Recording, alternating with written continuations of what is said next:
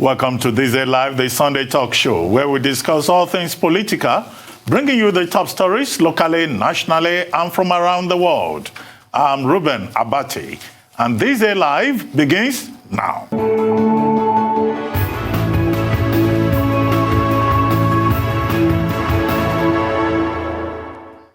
Coming up over the next 2 hours, after a week of anguish, 344 abducted secondary school boys in northern Nigeria regained their freedom and are united with their families. Plus, the Nigerian government gives a 2-week ultimatum to telecommunication companies to block all SIM cards on their networks not registered with a valid national identification number. This came as the federal government also ordered the partial reopening of land borders following 16 months of closure. And after facing weeks of legal challenges to his election victory, United States President-elect Joe Biden is finally affirmed by the Electoral College as the winner of the 2020 presidential election.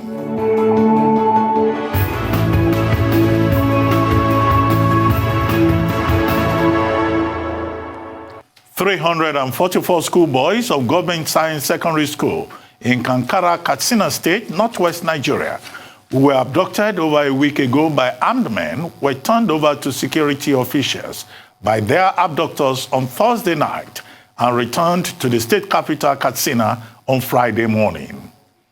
Following their release, President Muhammadu Buhari and Katsina State Governor Aminu Bello Masari both welcomed their release, calling it a big relief to their families, the entire country, and to the international community.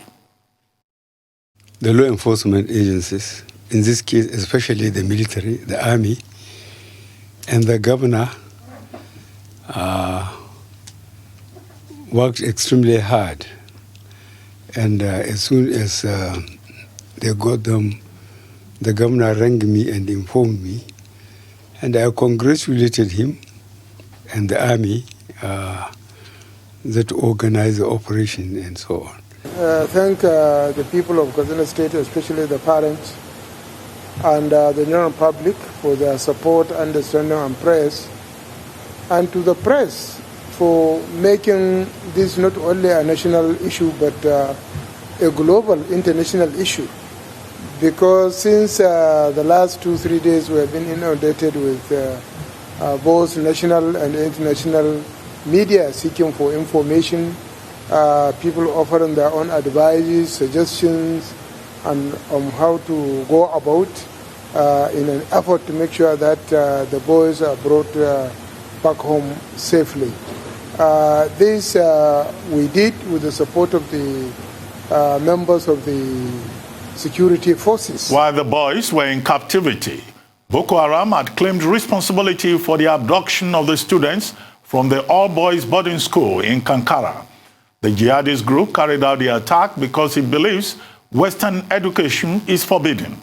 Factional leader Abubakar Shekau had said in a video last week. But in a major departure from past kidnappings when students were held hostage for several weeks and even years, the government moved swiftly to secure the boys' release, claiming this time that it negotiated with the abductors and no ransom was paid for their release. And in Chibok, and that before it, is totally unacceptable. Our children should not have to go to school in trepidation. There was no ransom was paid. Our security and intelligence agencies were completely on top of the situation. Eventually, the traumatized children who arrived at the state capital looking disabled, famished, and a number of them injured were eventually reunited with their elated families, with the last departing Katsina on Saturday afternoon. Now here to discuss the Kankara abduction, on ending banditry and terror attacks in Katsina, a foil kidnap attempt on 80 students of an Islamic school in Dandume local government area of Katsina State just last night, and what this portends for children's education in the state and region, with the highest number of out-of-school children in the country, is Mr. Abdulaziz Suleiman, spokesperson of the Bring Back Our Boys group, which campaigned vigorously for the release of the schoolboys. But before we speak to Suleiman, let us hear from our Rise correspondent, Amaka Okoye, who has been in Katsina since the boys were kidnapped. Hello, Amaka. Good to see you again. Hello, Amaka. Can you hear me? Great. Good to have you on the program. Well, quickly, since we spoke on Friday on another show, the morning show, we've been told that the boys have now reunited with their families. How are the boys faring? How are they settling in after that traumatic experience? Do you have any information with regard to how the children are reuniting with their parents and how they feel after what they've been through? Yeah, I'm sure that question is the one that every Nigerian who's watching and everyone who's been following this whole situation wants to get answers on. The last child, as you do know, left Hajj camp with his father yesterday at about 12 p.m., around that time, and we're lucky to get that moment on camera. And I mean, before he left, it was all joy and thanksgiving and gratitude to God that they arrived safely and they are reunited with their families. Most of the people who were kidnapped, as you do know, none of them we don't have any in Katsina currently. They have all gone back. And like Governor Bello Masari mentioned to us, that every local government area in Katsina was affected. So the 34 local government areas, they had people from children from those local governments that were kidnapped in this incident. So it means that they everywhere in Katsina, so to say, was affected.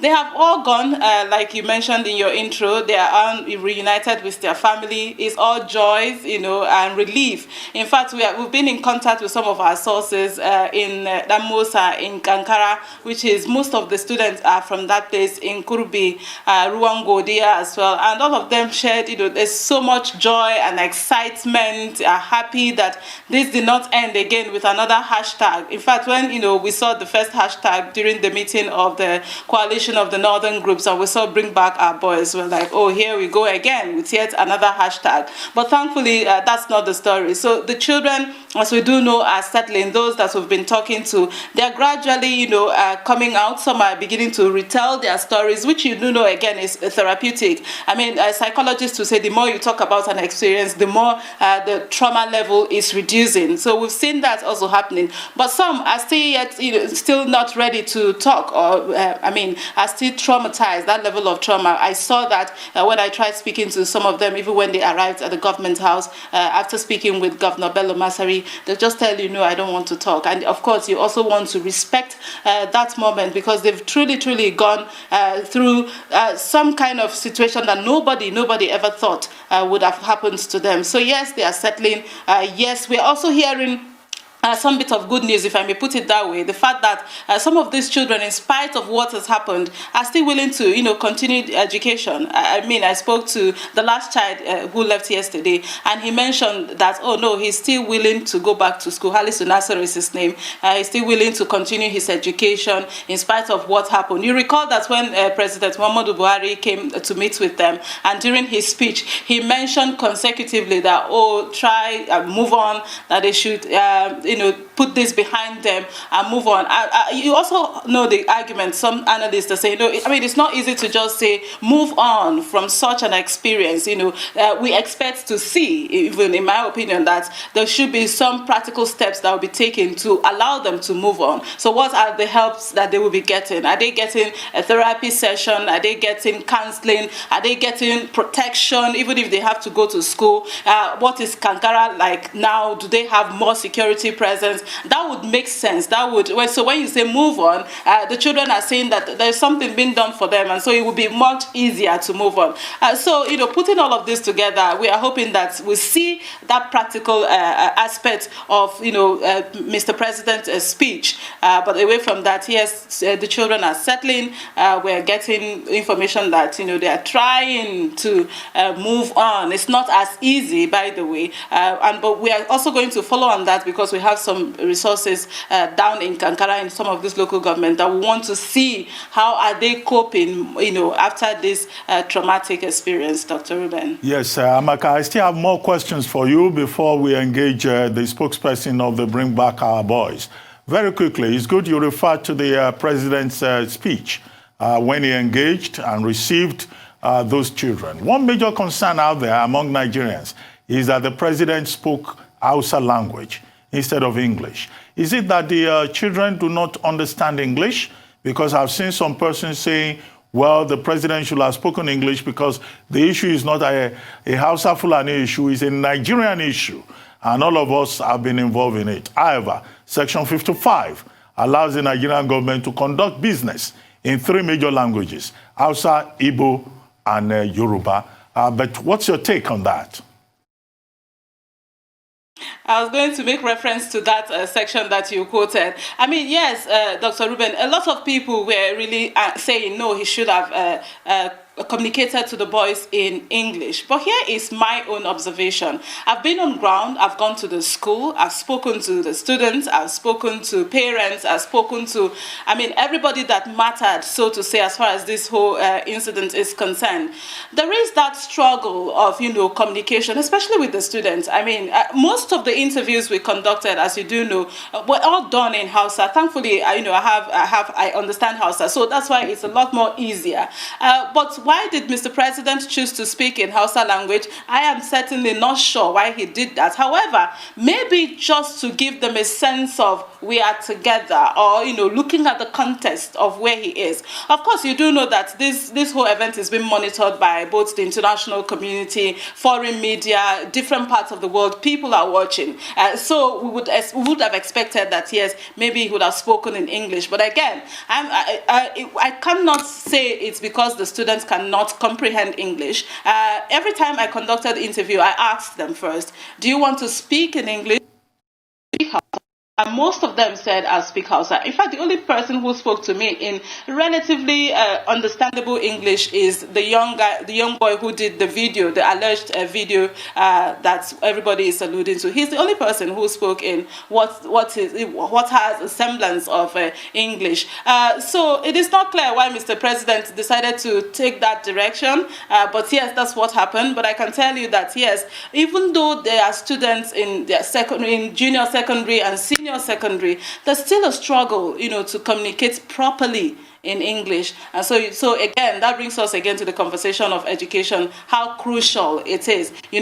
Students who are in, say, JS1, JS2, SS senior classes, we should expect that they will speak, good English, be able to communicate fluently, rather, in English. But I haven't seen much of that here on ground. Well said, Amaka. Quickly, this morning we had another report, a press statement from the police command, talking about another attempt at abducting 50 students of an Islamia school.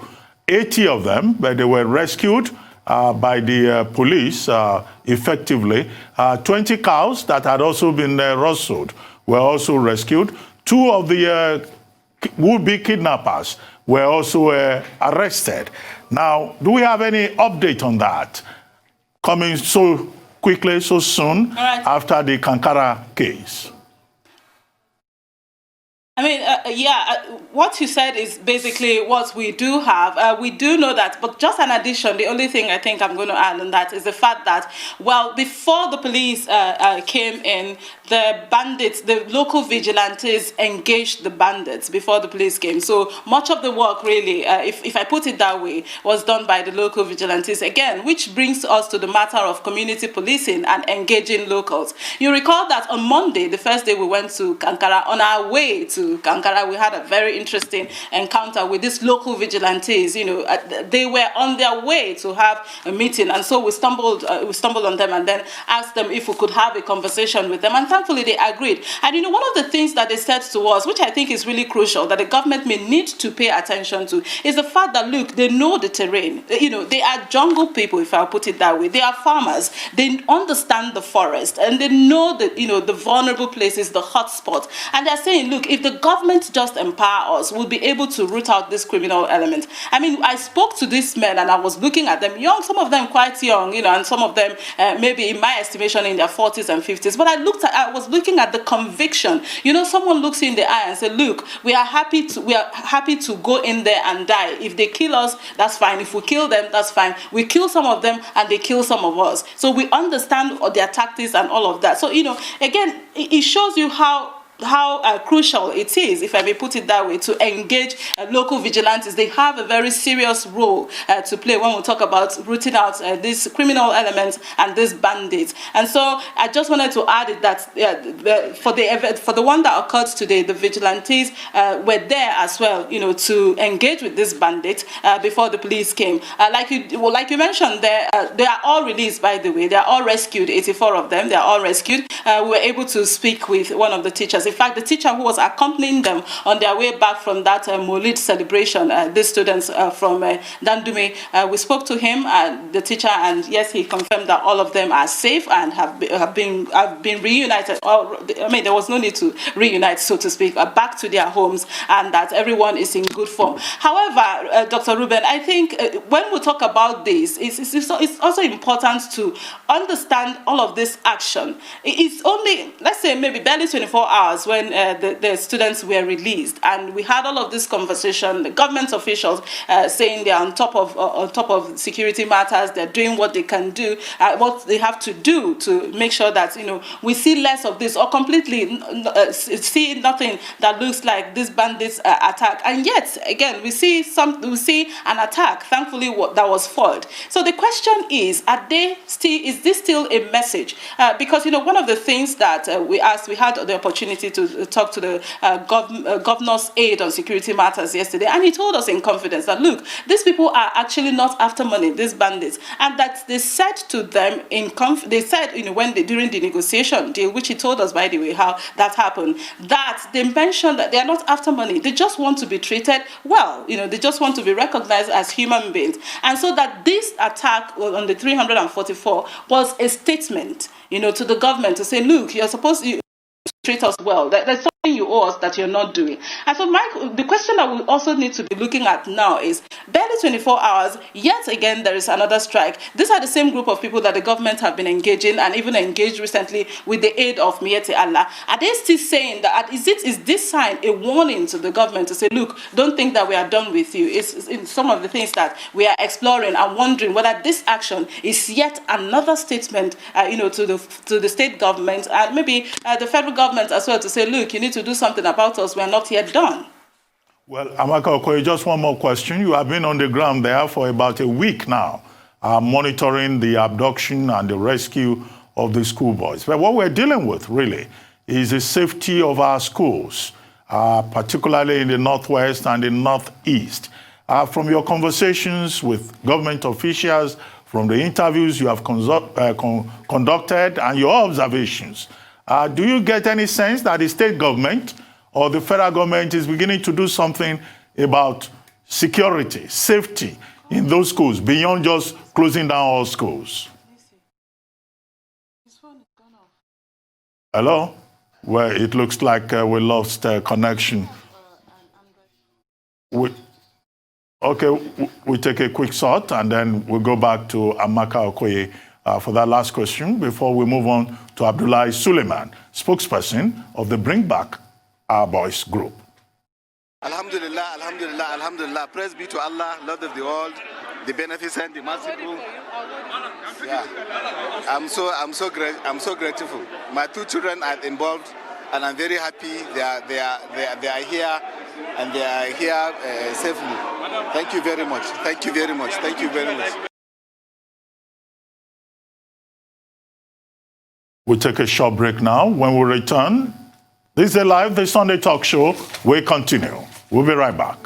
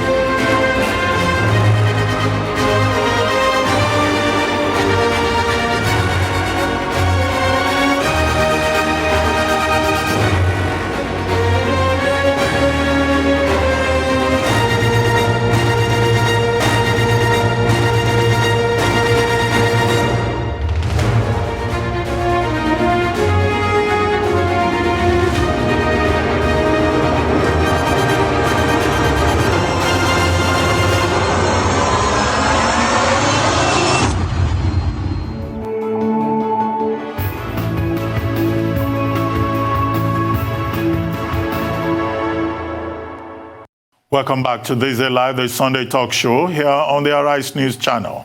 Still with me in Katsina is our Arise correspondent, Amaka Okoye. Amaka, if you are still there, very quickly, if you could just respond to that question, that last question about what the government or the federal government is doing to keep the schools safe, so that we can move on to Abdulaziz Suleiman. All right. I mean, yesterday I was saying earlier, I'm not sure whether you got that or not, that we had the privilege to speak to the governor's aide on security matters, and this was one of the questions we asked. And he said, yes, after their negotiations with these bandits, they clearly understand what the bandits are asking for, and they are also they made a commitment that yes, they're going to do what they've asked them to do, which is basically saying that, look, you've neglected us for so long, we need you to also recognize that we are human beings, whatever that translates to. Now, he also mentioned that yes, again, that the attack is a huge lesson for them to know that they've not done enough in terms of security. Mr. President also mentioned it in his speech, saying that yes, the security chiefs or those in charge of the security, they are doing what they can do, but their best is not enough for him. And that's the same sentiment that was reiterated yesterday, to say that yes, the government of the state is doing all. It would now begin to tighten security in the places, especially places like Kankara, places like Damosa, places like Rwangodia, all of those places, Paskari, these areas that they know are axes that the bandits usually use all the time, and to now beef up security there. I mentioned at some point that when you're going into Kankara, for instance, from Katsina town, it's a large expanse of land. You move kilometers sometimes before you can even meet another person. So yes, according to the media aide of the governor for security matters, they've learned their lessons, and they're going to double up, if I may use that word, in terms of security in areas that are vulnerable and prone. Thank you very much, Amaka Okoye. Thank you very much indeed. Let's move on now very quickly to the spokesperson of the Bring Back Our Boys group, Abdulaziz Suleiman. Abdulaziz Suleiman, thank you very much for joining us on THISDAY Live, the Sunday talk show. Hello, do we have Mr. Suleiman? I know you are in Katsina there, but we'd like to have a conversation with you quickly around the various issues.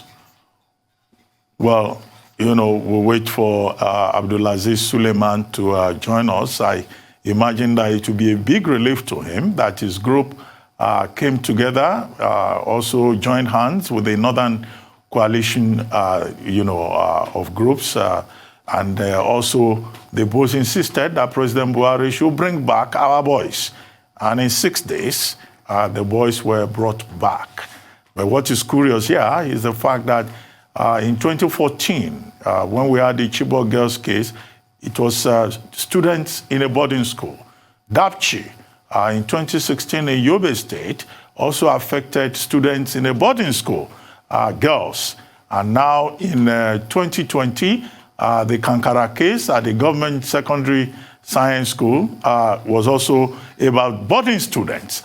So should we do something about boarding schools in the Northeast and also in the Northwest? Maybe for the next 2 years, we shut down the boarding schools, since it looks like bandits and terrorists have turned the abduction of innocent children into big business.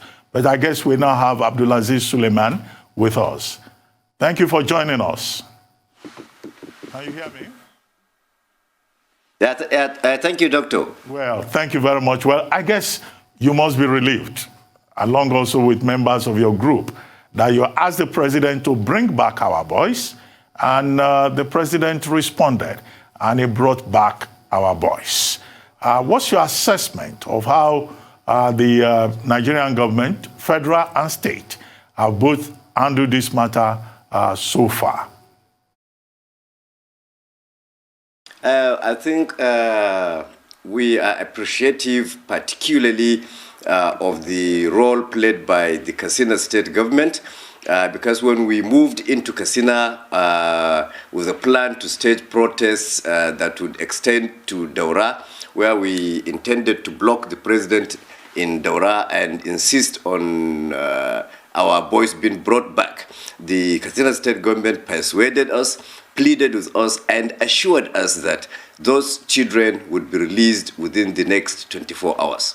And that was what made us step down on our protests. And we can now say that we are impressed by how the government stood to its words, which is quite rare with our politicians. With regards to the federal government, I don't want to be quick in commending them because we've not seen any proof that they have played any important role in the release of these children. That is why we are here today. We have returned to Katsina today chiefly to rejoice with the parents, the people of Katsina, and to encourage the young boys on how to overcome the trauma. Well, Suleiman, let me ask you, 20 years into democracy, we seem to still be having this challenge of insecurity in Nigeria. In 2015, Nigerians believed that, well, with a retired soldier as president, our problems will be solved. First, we had the farmers-herders conflict. Then we had also terrorism in the Northeast. Then from terrorism in the Northeast, we moved to banditry in the Northwest. And then, of course, we've had other kinds of mutation with regard to the challenge of insecurity. What do you think are the causes? And what do we need to do to tackle the problem? What advice do you have for government? You see, Nigerians, like you pointed out in 2015, trusted Muhammadu Buhari to get the nation out of the situation it was in previously. But unfortunately, when he came in, he could not meet up to the expectations. So that gradually criminals have sensed a huge vacuum in the political will and capacity of the government he leads to confront these challenges, and they're exploiting that vacuum to a point where 6 years after, the North has virtually turned into a battlefield. The entire community, the northern society is scared. It lives in fear. It lives with fear. It lives under fear. I think there is an apparent failure in governance here. We have to tell ourselves the truth. The government has failed. We've been saying it.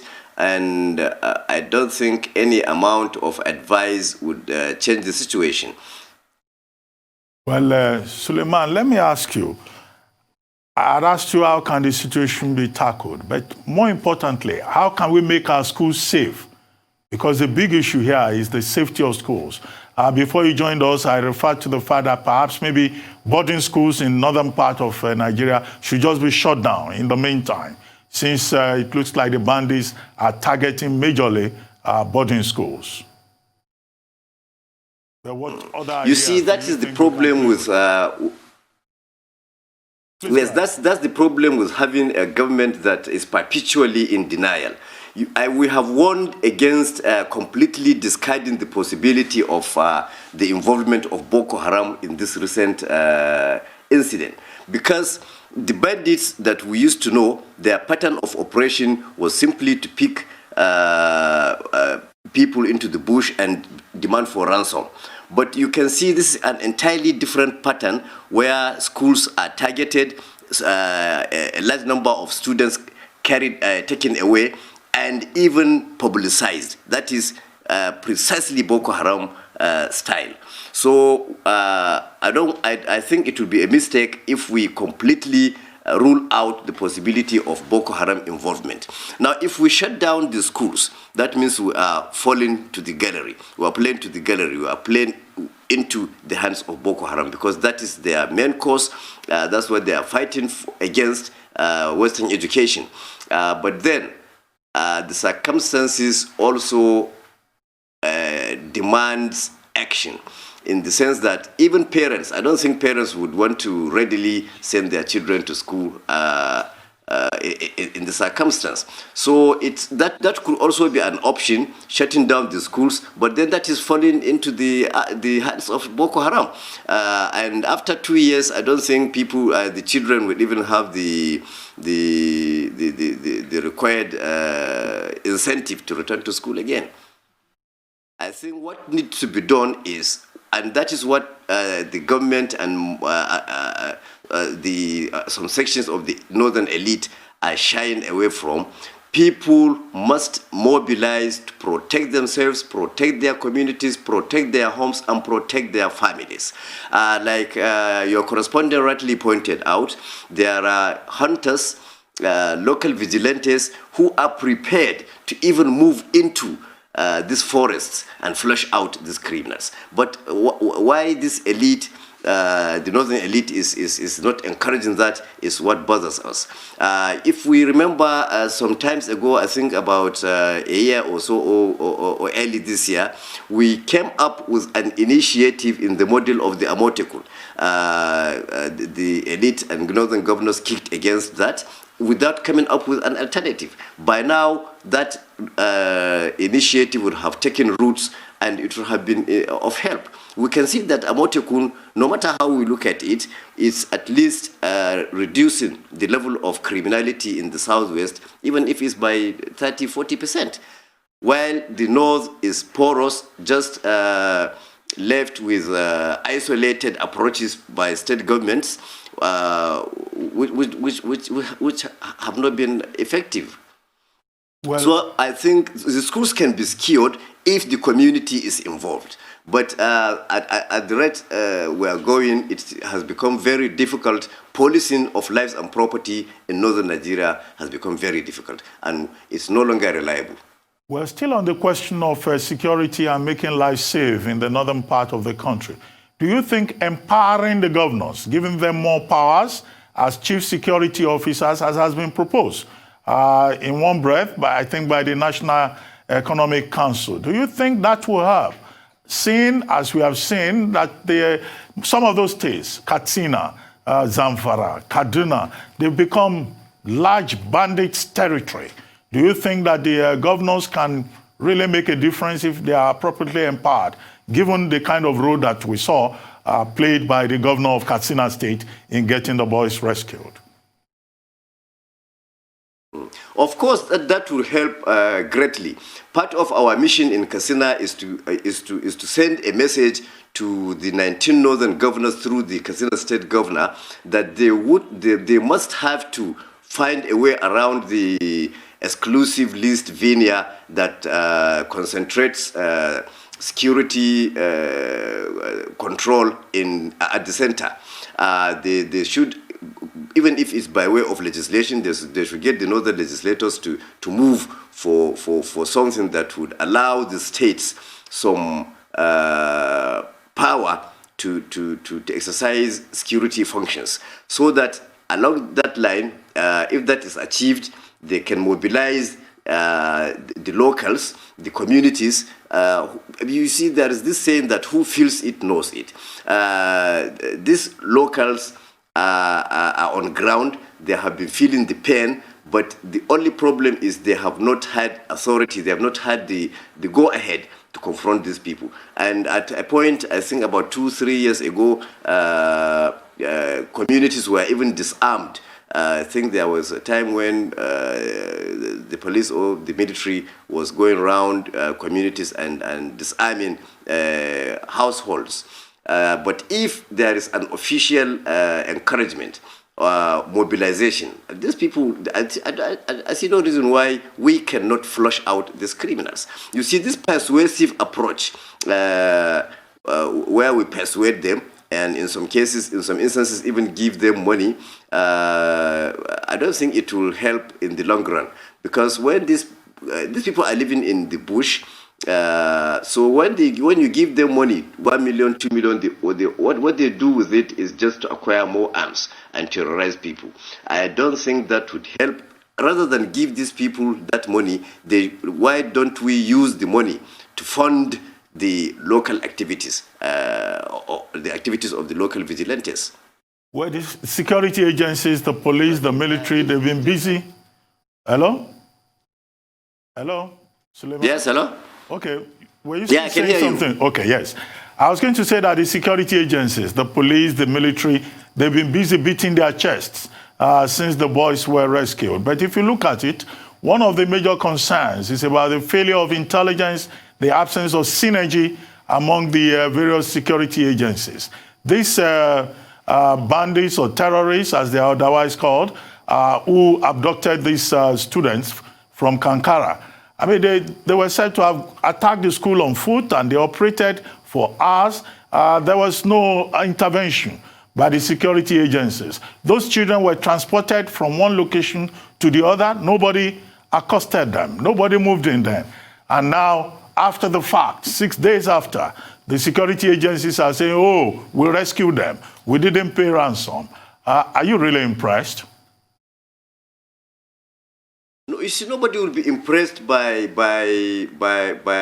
these security agencies, Nigerian security agencies beating their chest over the release of these children, because you see, we have always pointed out that it's not only about these 300 children or the massacre in Zabarmari in Borno State recently. Those were drawing attention, more attention, because they happened to a large number of people at the same time, at the same place, and almost the same hour, which is why people seem to be much more worried about them. But these are daily occurrences in northern Nigeria. So the security agencies shouldn't boast about, even if they did play any significant role in rescuing these 300. What we saw was, just a few hours after the children were released, there was a major attack on the stretch between Zaria to Funtua, where the convoy of a traditional ruler was waylaid and ambushed, and about 8 people in the convoy were killed. And we've also heard that about barely 24 hours afterwards, about 80 people from Dandume were snatched. So you can see, I don't think they have any cause to celebrate. The North entirely has no cause to celebrate as yet. Not to talk of the military. I think it's a general consensus in Nigeria that our armed forces, our security system has failed. Well, Suleiman, we keep hearing that there is politics behind the challenge of banditry. In another breath, we keep hearing that this is all about business. Is there a link between the two, the politics and the business? Well, if people talk about politics, I think they are just being unreasonable, because politics, I don't know what they mean by politics. We played politics. Buhari, this government, before it came in, it played politics with the situation in the south, in the northeast, but it was a politics of facts. At that time, security was failing, the security situation was failing, was bad, so they capitalized on that to kick out the previous administration. So nothing stops any politician capitalizing on their laxity, on their incapacity, on their apparent failure to secure an entire region, which is a significant component of the Nigerian society. I don't think there is anything wrong with that. But when it comes to business, I think the government and the troops should take responsibility, because there has been allegations of defense corruption, allegations of I think even the governor of Borno State, Professor Zulum, has made an allegation around the military engaging in fishing business at Baga. You see, there are all these allegations. Lower cadre officers or personnel have accused their officers of shortchanging them. So you can see there is this issue of defense corruption and so many other things that have to do with business, if that is what you mean by business, which is solidly on the shoulders of the. Well, Suleiman, just two more questions for you before we move on. The first has to do with the foiled attempt today at Mahuta village. I think in Dandume, was it yesterday, in Dandume local government area. 84 students of the Islamiyah school, 12 cows, and 4 persons who were abducted, and the police claiming that they were able to foil the kidnap attempt and arrested in the process 2 of the would-be kidnappers. Were you surprised that that happened? What's your take on that? And then quickly I'll ask you the final question. But let's deal with this first. You see, there are 2 issues raised here. The fact that these people are now targeting schools, which brings us back to what we are insisting on, that we should not rule out the possibility of the involvement of Boko Haram. Secondly, facts on ground point to the reality that the local vigilantes played greater role than the police. I don't know why our security system is becoming politicized. They take credit for what they have not done. What this signifies is that the security has not learned any lesson, because they ought to have at least improved their intelligence gathering mechanism, which they have failed to do. And like we said, no matter through what prism we choose to look at it, the security system in Nigeria has failed. That's the truth of it. Well, finally, you say you are back in Katsina. I imagine that when you say you are back in Katsina, you mean your group is back in Katsina. Are you planning another round of protests, or you are in Katsina to see how you can support government and provide support for these children who, we understand, have now reunited with their families? What is the way forward for the Bring Back Our Boys group? Yes, both.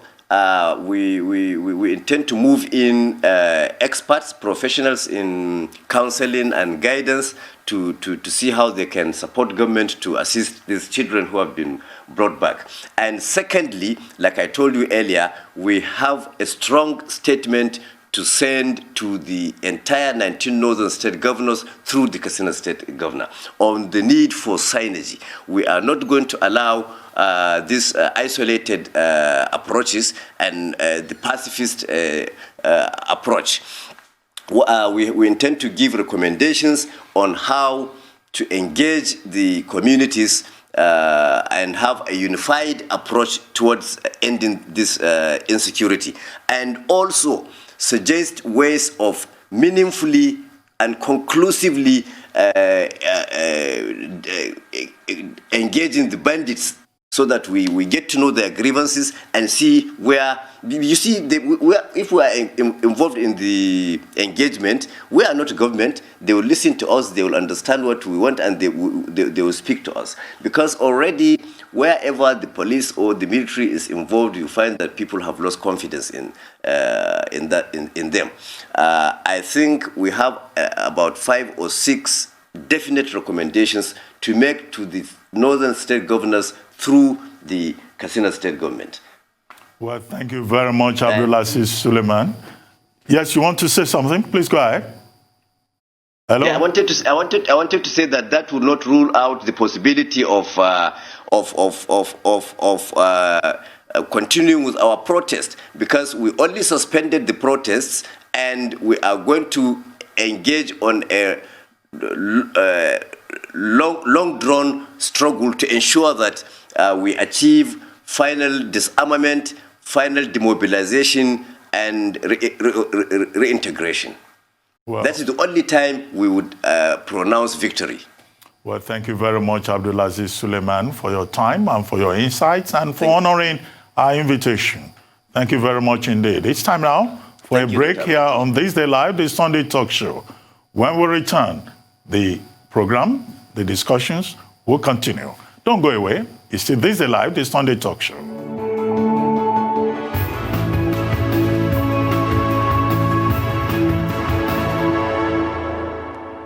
Welcome back to THISDAY Live, the Sunday talk show here on the Arise News channel. Now with me in the studio, I have Professor Bola Akintenwa, former Director General of the Nigerian Institute of International Affairs and currently Director General Bolitag Center for International Diplomacy and Strategic Studies. I also have with me Professor Victor C. Ariole, Professor of French and Francophone Studies at the University of Lagos, and Yemi Adamolekun, Executive Director, Enough is Enough. Well, ladies and gentlemen, you listen to our correspondent who is on the ground in Katsina and also the spokesperson of the Bring Back Our Boys group on the abduction and the rescue of the boys and also latest developments with the alleged attempt, or rather with the foiled attempt to kidnap 84 other students of an Islamia school. Professor Ariole, let me start with you. Well, as the Bring Back Our Boys leader just mentioned, there is need for government to really understand that the vigilantes or people who are interested in their local community and the safety that goes with the local community are to be taken into consideration in planning security in Nigeria. It's not what we hear about security people rescuing or not paying ransom when the world knows that it's not going to be, what they are saying cannot be seen as real. You know, so with what happened in Katsina, it's very clear that Boko Haram has hands in it. Boko Haram has hands in because it's clearly stated is how to discourage children from going to school. And it's very clear that they are now trying to make attempts to have an inroad in the Northwest. For the Northeast, they have already got inroads. We just cannot, you know, see it as impossible in the Northeast, what they are doing, by what even the military leaders are saying, that we still have a long way to go to get ourselves out of the Northwest imbroglio. So Northwest is now where Boko Haram is trying to infiltrate. But the good thing about Northwest is that this Kankara case had been proved completely impossible for Boko Haram to penetrate. And it is so because it's close to our ECOWAS brothers. That is, the bordering countries are basically ECOWAS. Call it Niger Republic, or if we like, going further to even Mali that has a border with Niger. Because Bello Masari, the governor of Katsina, Niger Republic, Niger, you know. What I mean is that Bello Masari has earlier on, very far long, about a year ago, mentioned that there is a forest that runs through Katsina, Zamfara, to Niger Republic, to Mali. And that forest is completely unmanned by any security outfit. And these are issues that brings in intelligence gathering issue. That's where Akim operates. What happened that people are not interested in that information and understanding that there is need for satellite monitoring of anything that goes on in that particular stretch that leads up to Mali? We know that Zamfara is also close to Niger Republic, if we put it that way. So there is no way Boko Haram would have been in position to carry those boys like they did for Chibok girls and cross to Cameroon and Chad. Cameroon and Chad are Central Africa. And so the possibility of really doing anything beyond that West Africa or ECOWAS is within the reach of Boko Haram to perform. But they cannot perform within Niger going to Mali. Somehow, that brotherhood, if you like, ECOWAS brotherhood or will come in. Well, Prof, so it's very important to note that. There is a multinational joint task force in place to check terrorism within the West African province. And there's also, of course, the Joint Committee on the Proliferation of Small Arms and Weapons, Nigeria and its neighbors. So we just hope that all of that will be more effective. We pray, but it has been 10 years now. Things have been happening within those sectors, and we can't see anything happening. Well, Professor Akintenwa, your take on this? Let's begin with Amaka Okoye's 2 main points: Hausa language and vigilante, before we come to Abdulaziz Suleiman. As Amaka Okoye made us to understand, she did tell us that most of the interviews she conducted were done in Hausa language. She told us that she actually asked her interviewees which language they would be more comfortable with in answering. And he said all of them virtually, except one person who actually was involved in the handling of the video. And Dr. Ruben, tried to remind us of the constitutional provision according to which 3 main languages could be used in the conduct and management of national affairs. You are all correct. But the issue is this: which language would be more convenient for President Muhammadu Buhari, not only to project himself as a president that is not seeking Fulanization, for instance. When there are, for instance, perceptions in the public that Mr. President has engaged more in nepotism, he has acted more as a president with a non-Nigerianized conception. I think that it would have been better in terms of strategic calculations for him to have spoken in English language. The second point there... Well, Prof, before you take that second point, let's take a quick break. And when we return, I'll come back to you and then ask Yemi Adamolekun to make our contribution. We'll take a quick break now here on THISDAY Live, the Sunday Talk Show. When we return, the program will continue. Stay with us.